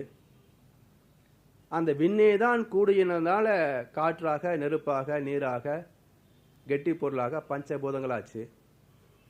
அந்த பஞ்சபூதங்களும் குறிப்பிட்ட விகிதாச்சாரத்தில் சேர்ந்த பூமி என்கின்ற உருண்டை வந்ததுனால தான் மற்ற கோளுடைய அலை வீச்சும் பூமியுடைய கூட்டு காந்த களமும் சேர்ந்ததுனால தான் இங்கே ஜீவன் உருவாவதற்கான தகுதி என்பது உருவானது. அதில் வெப்பமும் நீர்த்தன்மையும் இணைந்த பொழுது நுண் உயிர்கள் தோன்றியது. நுண்ணுயிர்கள் தொடங்கி வளர்ந்த வளர்ச்சி தான் மனிதனாக முடிவு பெற்றிருக்கிறது. அப்போ நம்ம உடம்பு எப்படி வந்ததுன்னு கேட்டால் இறைவன் தான் காரணம். ஆனால் நேரடியாக இறைவனிடத்தில் இருந்து நாம் வரவில்லை. மூலம் மூலகம் இல்லைங்களா? அப்போ பல மூலகங்கள் வழியாக அடைந்த மாற்றங்கள் தான் கடைசியில் மனிதனாக வந்திருக்கிறது. அதனால் உடலுக்கும் இந்திரியங்களுக்கும் காரணம் பிரகிருதி, இந்த பிரபஞ்சமே தான் காரணம். ஏன் இந்திரியங்கள் சொல்கிறோம் பாருங்க, இதெல்லாம் என்ன வருது? அழுத்தம், ஒளி, ஒளி, சுவை, மனம் என்ற 5 தன்மாற்றங்கள் பஞ்சபூதத்தில் உள்ளது, பஞ்ச தன்மாத்திரைகள். அப்போ அந்த பஞ்ச தன்மாத்திரைகளே ஜீவன் என்ற உணர்கின்ற நிலைக்கு வருகின்ற போது அதே பஞ்ச தன்மாத்திரைகளை உணர்ந்து கொள்ளக்கூடிய 5 அறிவாக இங்கே சொல்லுகின்றோம். அப்போ அடிப்படை ஒன்றே தான், அதுவும் காந்தம் இதுவும் காந்தம். அதுக்கு தெரியல, இதுக்கு தெரியுது. அப்போ உணர்தல் என்கின்ற சிறப்புக்கு தான் ஜீவகாந்தம் என்ற வார்த்தை நம்ம பயன்படுத்துகின்றோம். அப்போ ஜீவகாந்தம் உருவாதுக்கு எது காரணம் என்றால் அதே வான்காந்தம் தான் காரணம். அப்போ இந்த பூமிக்குள்ளாக ஏற்பட்ட சிறப்பு அம்சங்களே ஜீவகாந்தம், அதே உணர்கின்ற ஆற்றல், அதிலிருந்து வந்த ஜீவன்களே உணர்கின்ற சிறப்பை பெறுகிறது இந்திரியங்கள் வழியாக, புலன்கள் வழியாக. அப்போ இன்பத் துன்பங்கள் அனுபவிப்பதற்கு காரணம் ஜீவன். அப்போ ஜீவன் என்றால் 8 அம்சங்கள் இருக்கிறது என்று இதுவரைக்கும் விஞ்ஞானத்திலேயோ தத்துவத்திலே சொல்லப்படவில்லை. மகரிஷி அதை ஆணித்தரமாக சொல்லுகிறார். உடல், உயிர், ஜீவகாந்தம், கருமையம், மூளை, உள்ளம், மனம், புலன்கள் 8 இணைப்பேக்கும் ஜீவன். கடல், நிலம், ஆகாயம் 3இல் வாழ் உயிர்களுக்கு கணக்கெடுத்து 8இல் 1 இயங்கவில்லை என்றால் விடல் வேண்டும் ஜீவன் என்ற பெயரை அதற்கு. வேறு பெயர் ஜடப்பொருள் என்று உரைத்திடுதல் நீதி. மடல் விரிந்த பூவெனவே மலர்ந்த மதி கொண்டு மண்ணுலகில் வாழ்வோர்கள் மயக்கம் நீங்கி வாழ்க. வேதத்திலே தத்துவத்தை புரிந்து கொள்கின்ற போது கீதையிலே சொல்லப்படுகின்ற அனைத்து விளக்கங்களையும் புரிந்து கொள்வதற்கு சாத்தியமாகிறது. இது புரிந்து கொள்ளவில்லை வேதத்திரத்தை என்றால் கீதையும் புரியாது. அதனால் எப்படி ஒவ்வொரு வாக்கியத்துக்குள்ளேயும் இத்தனை கருத்து இருக்குன்றத எப்படி விளக்க முடியும்? புரிந்து கொள்ளாமல், விளங்கி கொள்ளாமல். அதனால் இந்த விளக்கங்கள் நமக்கு கிடைப்பதற்கு அடிப்படையே வேதத்திரியம். ஏற்கனவே சொன்ன கருத்துக்கள் மீண்டும் இங்கே சொல்லப்படுகிறது. புருஷனே பிரகிருதி ஆகிறான், தெய்வமே பிரபஞ்சமாக. பிரகிருதியின் வெவ்வேறு விகாரங்களே உடலாகவும் இந்திரியங்களாகவும் பரிணமிக்கின்றன. அவ்விந்திரியங்கள் ஞானேந்திரியங்களாகவும் கர்மேந்திரியங்களாகவும் பாகுபடுகின்றன. ஜீவாத்மா பிரகிருதியோடு மேலும் சம்பந்தப்படுத்துவதற்கு இந்திரியங்கள் பயன்படுகின்றன. இப்போது இயற்கை காட்சிகள் எல்லாம் இயற்கை பார்த்து ரசிக்கிறது ஜீவன், மனிதன். கண்ணை மூடிட்டு பார்க்க முடியுமா அழகாக இருக்குதுன்னு? கண்ணை மூடி கனவு தான் காண முடியும் அழகாக இருக்குன்னு. கனவோ நேரில் பார்த்து தான் கனவுல கொண்டு வரும். அப்போ நேரில் பார்க்காத கனவும் கொண்டு வராது இல்லைங்களா? அப்போ என்ன ஆகுது? அதே பிரகிருதியோடு இந்த ஜீவன் தொடர்பு கொண்டு இந்திரியங்கள் வழியாக அதே இன்பங்களை தூய்க்கிறது. அப்படி இந்த ஜீவாத்மாவானது பிரகிருதியோடு மேலும் சம்பந்தப்படுத்துவதற்கு இந்திரியங்கள் பயன்படுகின்றன. அத்தகைய சம்பந்தம் இன்பத் துன்பமாக வடிவெடுக்கிறது. அப்படியே வரிசையாக ஒவ்வொன்றா கொண்டு வர்றாருங்க. இங்கனம் புருஷன் பிரகிருதியோடு சேருவதால் புருஷன் பாடம் கற்று வருகிறான். இன்ப துன்பம் வருது, அடுத்து என்ன பாடம் வரும்? துன்பம் வேண்டாம், இன்பம் வேணும். அப்போ என்ன செஞ்சால் இன்பம் தக்க வைத்துக் கொள்ளலாம், என்ன செஞ்சால் துன்பத்தை தவிர்க்கலாம். அப்போது ஜீவாத்மாவை பக்குவப்படுத்துவதே பிரகிருதியின் தொழில். அப்போ பிரபஞ்ச வாழ்க்கை என்பது என்ன சொல்லுவாங்க? வினை பதிவாம் சுமையை விடுத்து தூய்மை பெறவே. இதுதான் வாழ்க்கையே. அதனால தான் புராண கதைகளிலே தேவர் ஏதாவது தப்பு பண்ணிடுவாங்க, உடனே கடவுள் என்ன சொல்லுவாருங்க? நீ பூலோகத்திலே போய் மானுடனாக பிறந்து இப்படியெல்லாம் அனுபவித்து உன்னை நீயே தூய்மை செய்து கொண்டு மீண்டும் என்னையை வந்து அடைவாயாக. அப்போது இந்த பூமியே என்னங்க? ஒரு ட்ரை கிளீன் ஷாப் தான். இந்த ஆத்மா சுத்தப்படுத்தி மீண்டும் பேக் பண்ணி மேலே அனுப்பிடுவோம். அதனால பாவிகளேன்றாரு இயேசுபிரான். இங்கே பிறந்தவன் யாரும் புண்ணியன் மட்டும் கிடையாது, எல்லாருக்குள்ளேயும் பாவம் கொஞ்சமாவது ஒட்டிக்கிட்டு தான் இருக்கும். அதனால் பாவிகளே என்றார். அதனால் பூமியை ஒரு பாவத்தை நீக்கி தூய்மைப்படுத்துகின்ற ஒரு அற்புதமான இயக்க களம். அதனால் மனிதன் வாழ்க்கை என்பது தூய்மைப்படுத்துதலே. அதனால ஈஸ்வரன் சொன்னார், பரமண்டலத்தில் இருக்கின்ற எங்கள் பிதாவே, உம்முடைய நாமம் அர்ச்சிக்கப்படுவதாக. நாமம் என்றால் ஜீவாத்மா, அர்ச்சிக்கப்படுவதாக என்றால் தூய்மைப்படுத்தப்படுவதாக என்று பொருள். தன்னை அறிய தனக்கு ஒரு கெடு இல்லை, தன்னை அறியாமல் தான் கெடுகின்றனன். தன்னை அறியும் அறிவை அறிந்தபின் தன்னை அர்ச்சிக்கத்தான் இருந்தானே. திருமந்திரம். அப்போ தன்னை அர்ச்சித்தல் என்றால் தன்னை தூய்மைப்படுத்திக் கொண்டே இருப்பது தான் வாழ்க்கை. அப்போ ஈஸ்வரன் சொன்ன கோட்பாடும் திருமந்திரம் சொல்கின்ற கோட்பாடும் ஒன்று தானே. அதனால் அர்ச்சித்தல் என்றால் எங்கேயோ இல்லை, எங்கெங்க தன்னை அர்ச்சித்தலே. அதனால் இந்த ஜீவாத்மாவை பக்குவப்படுத்துவதே வாழ்க்கை, பிரகிருதி. அடுத்த புருஷன் பிரகிருத்தியில் நின்று பிரகிருத்தியில் தோன்றிய குணங்களை தூய்க்கிறான். அவனுக்கு நலம் கேடு உடைய பிறவிகள் ஆவதற்கு காரணம் குணப்பற்றே. அப்போ நோக்கம் சுத்தமாகிறது தான். அப்போ ஏன் சுத்தமாகாமல் திரும்ப திரும்ப பிறந்துக்கிட்டு இருக்கிறான்? அடுத்த சந்தேகம் வருது. அதுக்கு பதில் எது?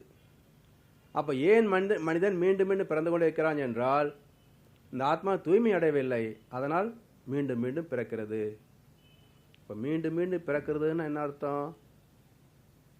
அச்சர பிரம்மத்தை சொன்னதை ஞாபகப்படுத்திக்கணும்.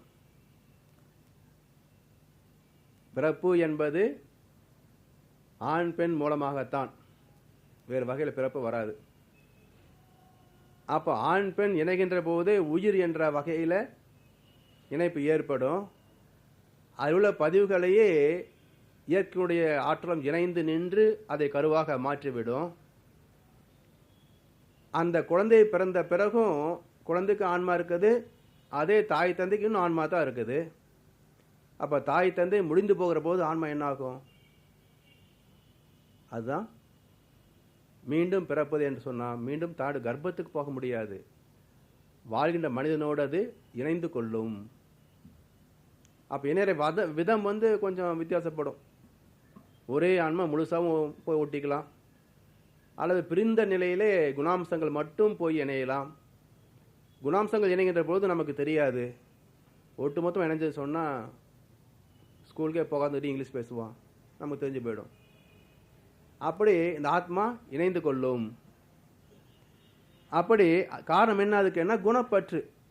அப்போது நிறைவு பெற முடியாத ஆசைகளின் கூட்டம், நெஞ்சம் மனம் பேச்சு இடை பிணக்காகும் பொய்கள், மறைமுகமாய் நேர்முகமாய் பிறர் உள்ளம் வருத்தல், வாழ்வினிலே பெண் இனத்தை வருந்த விடல், இதெல்லாம் கண்ம வினைகள்.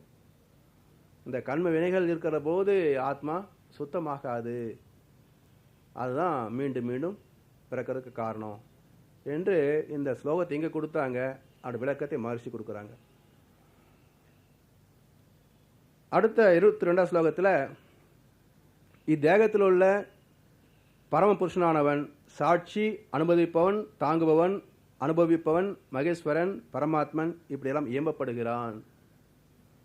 அப்போ தெய்வமே தான் எல்லா இயக்கத்திலும் இருக்கிறது. ஆனாலும் அந்தந்த இயக்கத்தில் பல வார்த்தைகளை பயன்படுத்துகிறோம். அதுதான் அவருடைய பொருள். வார்த்தைகள் வேறே தவிர மூலம் இயக்கம் ஒன்றே. அடுத்த ஸ்லோகத்தில், இங்கனம் புருஷனையும் குணங்களுடன் கூடிய பிரக்கத்தையும் அறிபவன் எவ்வாறு வாழ்பவன் ஆயினும் அவன் மறுபடியும் பிறப்பது இல்லை. இப்போ எவ்வாறு வாழ்வதாயினும் என்று சொல்கிற போது கொஞ்சம் அழுத்தம் வேணும். என்ன நினைக்கிறோம்னா, அவன் எப்படி பிழைச்சாலும் பிழைக்க மாட்டானா அப்படின்னு என்ன வரும். இந்த இடத்துல ஒரு கருத்து ஏற்கனவே நம்ம ஞான விஞ்ஞான யோகத்தில் சொன்ன கருத்துங்கிறது. இறை தத்துவத்தை உணர்ந்தவன் அதர்மம் செய்வானா? போக முடியும் அதர்மத்துக்கு. அப்போ இறை தத்துவத்தை சேத்தனையும் சேத்தனையும் உணர்ந்த ஒரு ஞானி, அவருடைய எண்ணம் சொல் செயல் மூன்றுமே தர்மமாகத்தான் இருக்குமே தவிர அதர்மத்துக்கு அங்கே இடம் இருக்காது. அப்போ இந்த வார்த்தைக்கு என்ன பொருள்? எவ்வாறு வாழ்பவன் ஆயினும் என்ற வார்த்தைக்கு என்ன பொருள் என்றால், ஒன்றுமே இல்லாமல் பிச்சைக்காரனா கூட இருக்கலாம், ஒன்றுமே இல்லாமல் திருவோடு தூக்கிக்கிட்டு அலையறான்னு இருக்கலாம், ஒன்றுமே இல்லாமல் எங்கேயோ படுத்து தூங்கிட்டு இருக்கலாம்.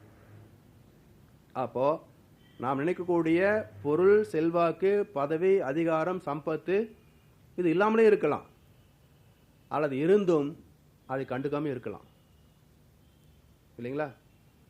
அப்போ ஏற்கனவே நம்ம சொன்னோம் பட்டினத்தாருடைய வாழ்க்கை.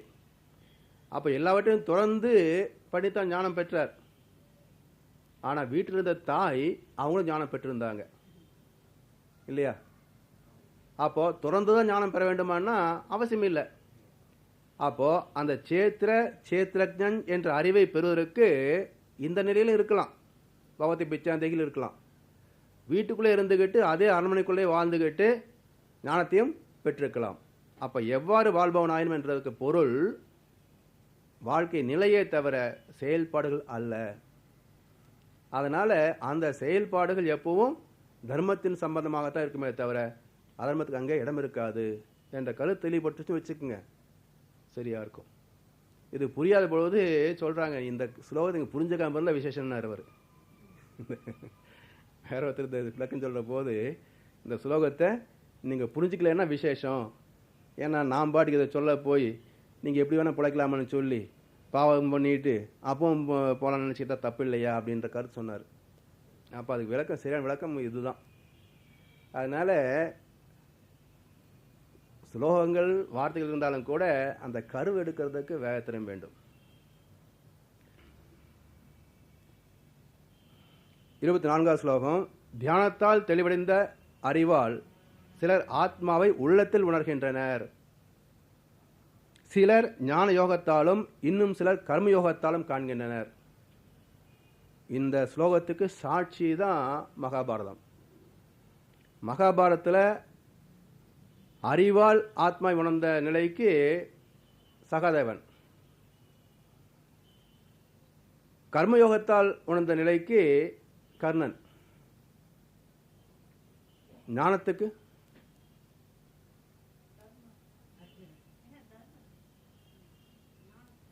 தெளிவடைந்த அறிவால் சிலர் ஆத்மாவை உள்ளத்தில் உணர்கின்றனர். சரியா போச்சு. அதாவது உள்ளத்தில் உணரலாம், வெளியையும் உணரலாம்.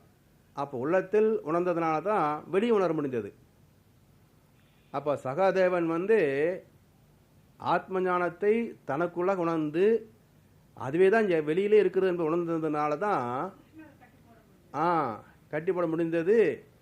அதோட என்ன நடக்கும் என்பதும் சொல்ல முடிந்தது. அப்போ குருச்சேத்திரம் செய்கிறதா வேண்டாமான்னு கேட்டேன்னு கேட்குறான்.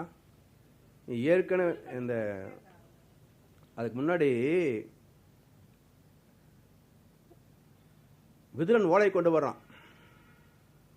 இது மாதிரி பிரம்மாண்டமான மண்டபம் கட்டியிருக்கிறேன், கிரகப்பிரசத்துக்கு வரணும், வந்து கலந்துக்கிட்டு நம்ம சூதாடியும் சந்தோஷமாக இருக்கலாம் அப்படின்னு ஓலை வருது.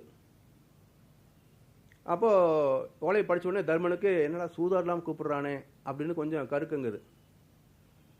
உடனே ஒவ்வொருத்தரும் ஐடியா கேட்குறான், நம்ம போகலாமா வேண்டாமா போகலாமா வேண்டாமான்னு கேட்குற போது சகாதேவன்கிட்ட வந்து கேட்குறான், சகாதேவா இது மாதிரி ஓலை வந்துருக்குது, கிரகப்பிரசத்துக்கு போகலாமா வேண்டாமா அப்படின்னு.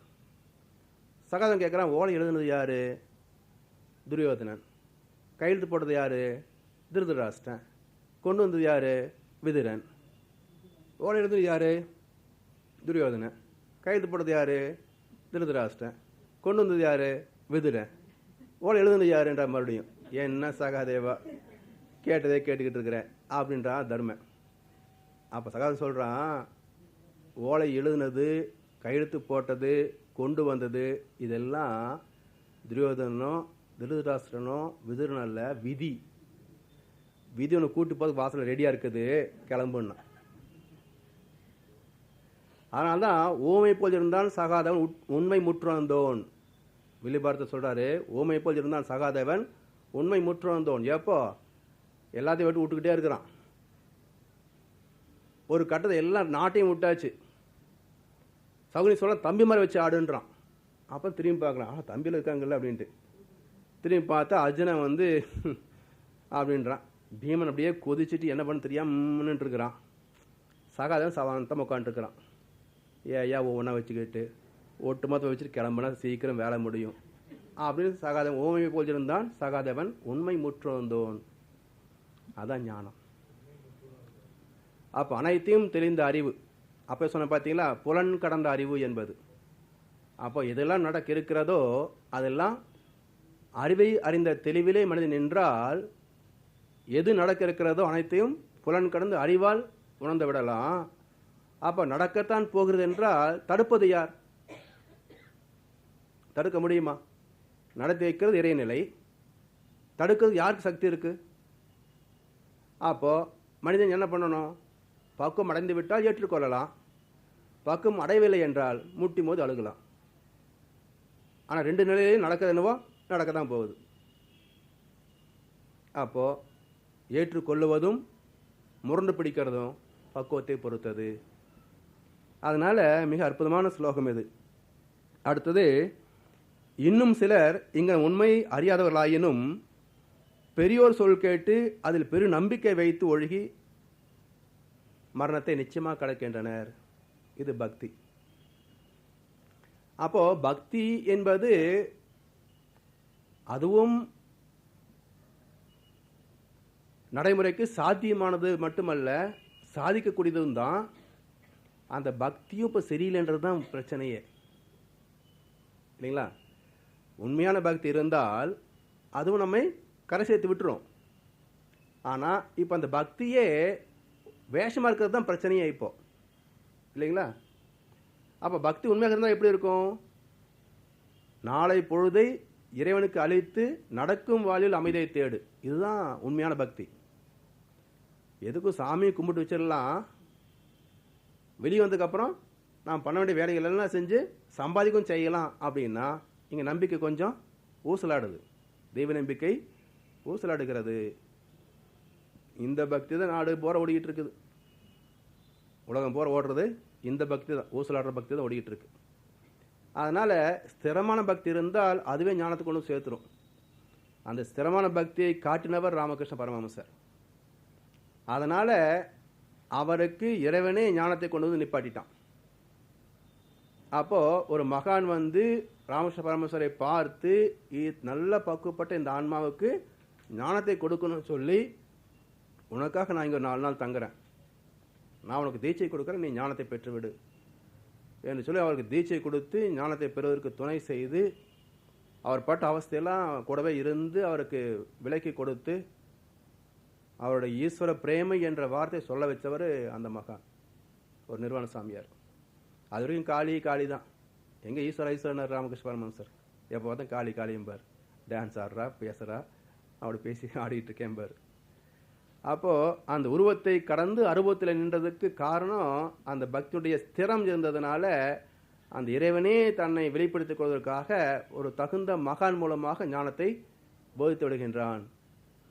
அப்படி இந்த வாழ்க்கையிலே இறை பக்தி வைக்கின்ற போது கர்மயோகம், ராஜயோகம், பக்தி யோகம், ஞான யோகம் என்று 4 நிலைகளிலே மனிதன் மேன்மை அடைகின்றான். அப்போ கர்மயோகம் உடலுக்கு செயல் திறமையை, ஆற்றலை கொடுக்கிறது. ராஜயோகம் மனதை ஆட்சி செய்யக்கூடிய மன வலிமை கொடுக்கிறது. பக்தி யோகம் அன்பை வளர்க்கிறது. இந்த 3ம் வளர்கின்ற போது வாழ்க்கை நிறைவு பெறுகிறது. அது ஞான யோகம்.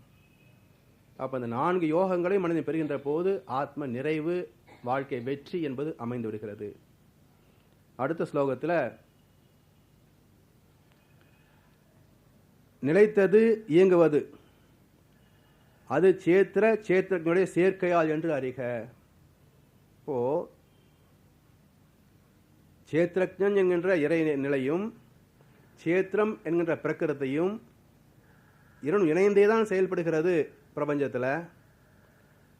எப்படி செயல்படுகிறதுன்னு சொன்னால் அறிவும் ஆற்றலுமாக இருந்து செயல்பட்டு கொண்டிருக்கிறது.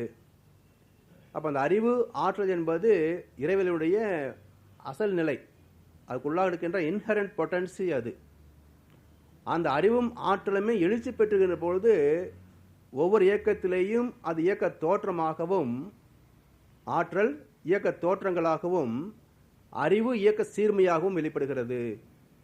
அப்போ the order of function in everything every motion at all times is consciousness, அறிவு என்பார் மகரிஷி.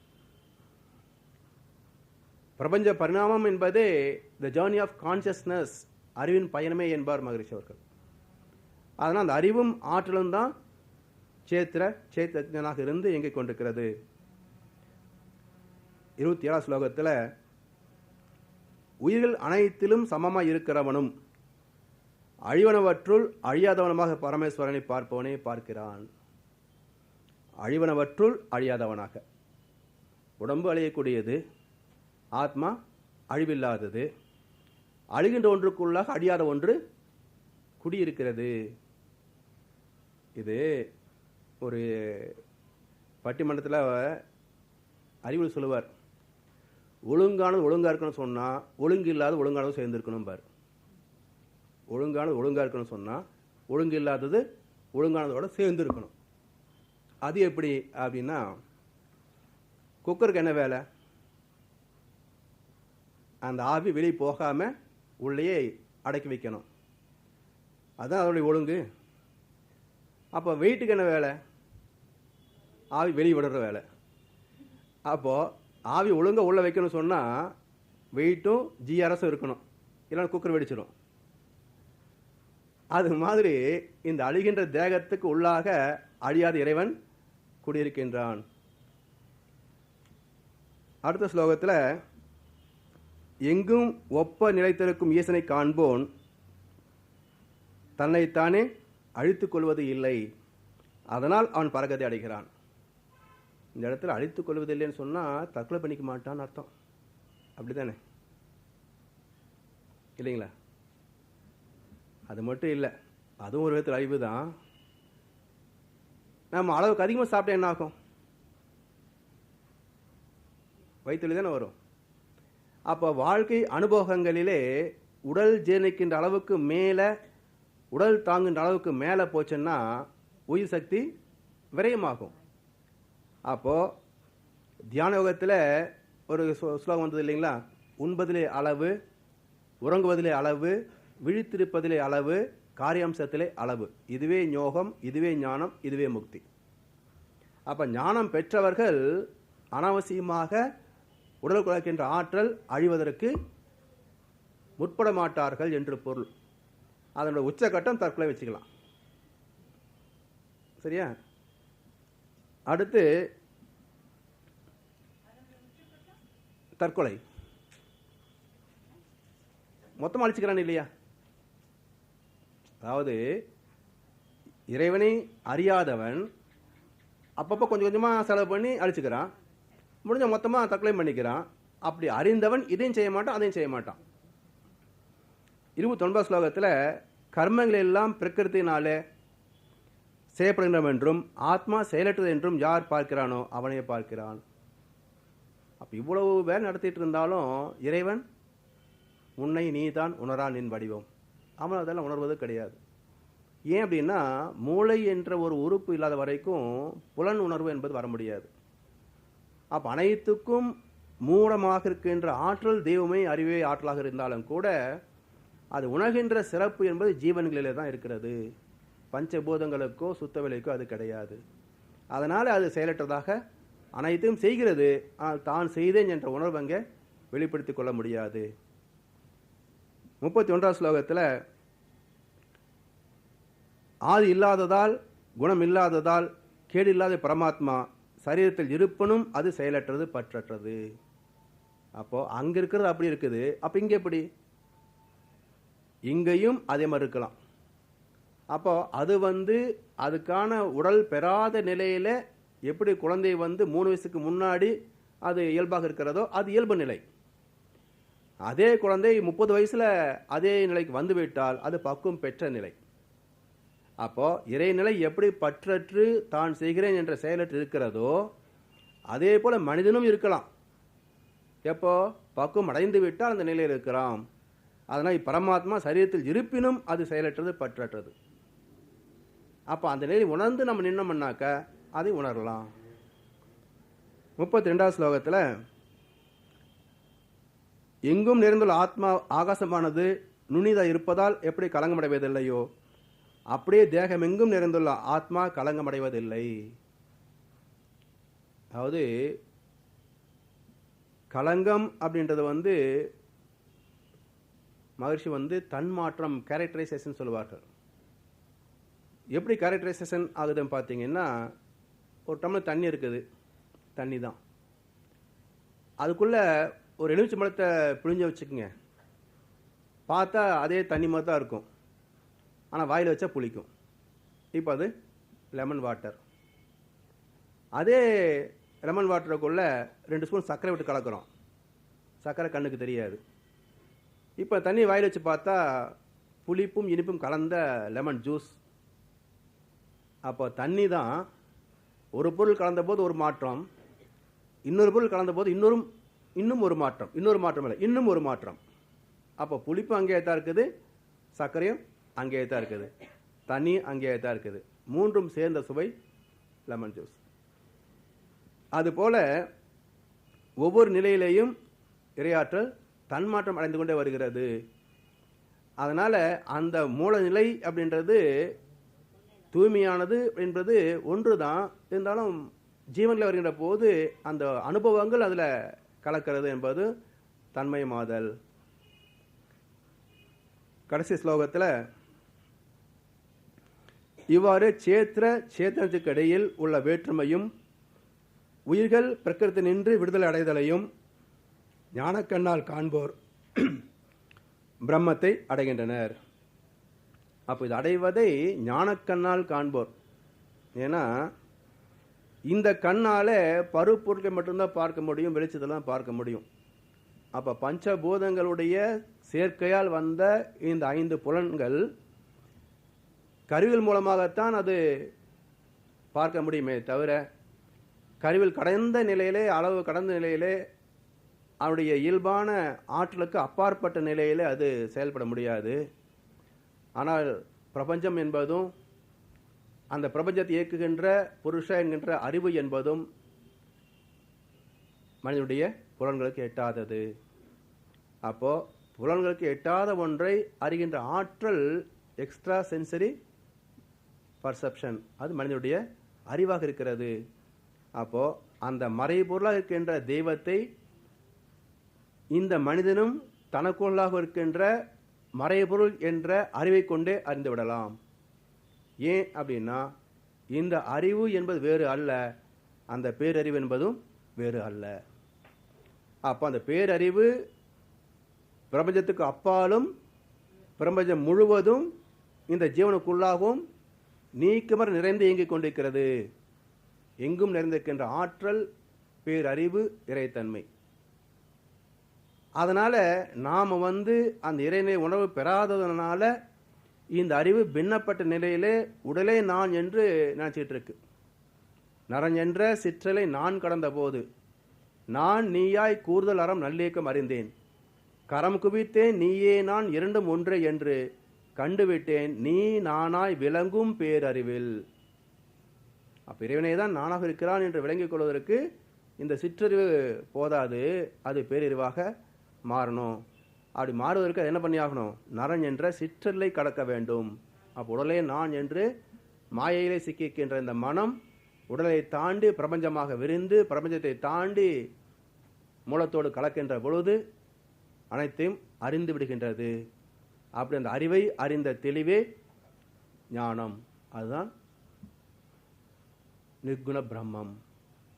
அந்த நிலை அடைவதற்குரிய வழிகள் சொல்லப்பட்டிருக்கிறது. அடுத்து அதுக்குரிய குறைபாடுகளை, தடைகளை 14வது அத்தியாயத்தில் சொல்லப்பட்டிருக்கிறது. அந்த 14வது அத்தியாயத்துடைய விளக்கத்தை நம்ம அடுத்த வகுப்பு திங்கட்கிழமை மாலை சந்திக்க இருக்கின்றோம். வாழ்க வளமுடன். வாழ்க வளமுடன். வாழ்க வளமுடன். வாழ்க வளமுடன்.